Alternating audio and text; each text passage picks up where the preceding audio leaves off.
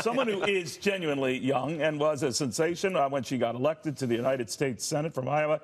Joni Ernst joins us right now. And Senator, thank you for taking the time. Yeah, I'd be curious what you make of this debate about the Federal Reserve. I know largely those who are smart enough about it in Washington don't like to comment on the Fed. But I do want to raise about with the tax cuts, and Lizzie and I were chatting about this, the idea that you're offsetting whatever gains you're getting in those tax cuts with a run-up in interest rates. Does that worry you just when you think of your own party's prospects in Congress?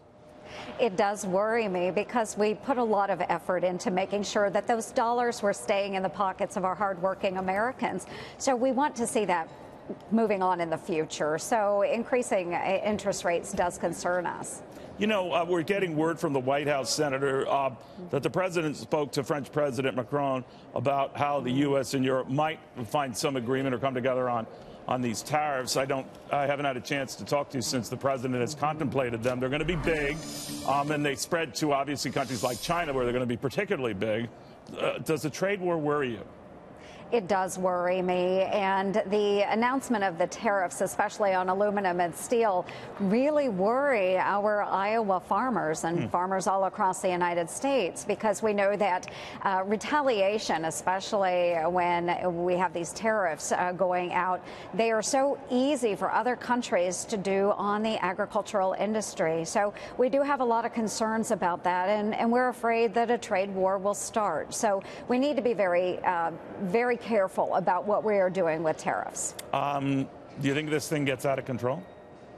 Well, I hope it doesn't. And we have heard from the White House that they will take a case-by-case basis, especially with retaliation against America's farmers. It's wonderful that they are acknowledging there might be an issue with the tariffs. However, again, we need to be very careful about what we are doing when it comes to tariffs. You know, switching, and it's something that I know you're interested in looking at, those who are political appointees staying at agencies maybe a bit long. Yes. Before I get to the details of that, one of the things I thought of ahead of it was this notion that the president now has been calling out Bob Mueller by name on an investigation that seems to be running out of control. Now, Lindsey Graham, your colleague, had said that fiddling with that guy and trying to get rid of him might be the beginning of the end of his presidency. Rand Paul, with whom I spoke yesterday, says he doesn't think the president's contemplating that. What are your thoughts on that?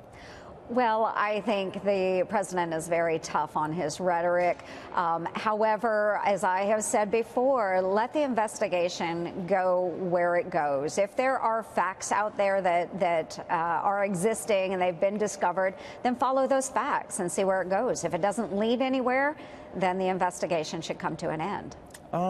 But in the middle of this, you did bring up a very legitimate issue, and it's occurred on the left and the right, these political appointees who stay on and on and on, and might have their own agenda and might be doing their own thing. The Andy McCabe stuff comes to light. What are you trying to do about that?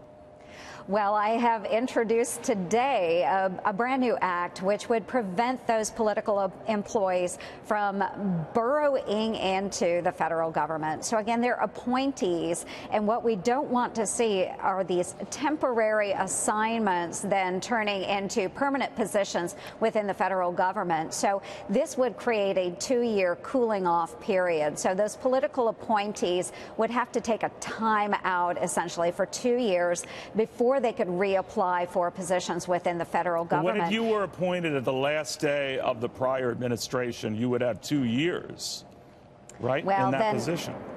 And then that would be too bad then if they are just recently appointed. It's up to the new administration to make those political appointments, and we should support whatever administration and the appointments that are made. But once that administration is over, then those employees should find their way out. They should have a 2-year cool-off. What level would that be, Senator? That's where I'm confused. Would it be at the assistant level, deputy level? It is political appointees. So anyone that is moving into a politically appointed position, they would have to take a time out. We do have to remember there are others that exist as employees within these federal administration agencies. They have worked long and hard to achieve senior levels of management, and to have them cut out by a previous administration's appointees, that's not right.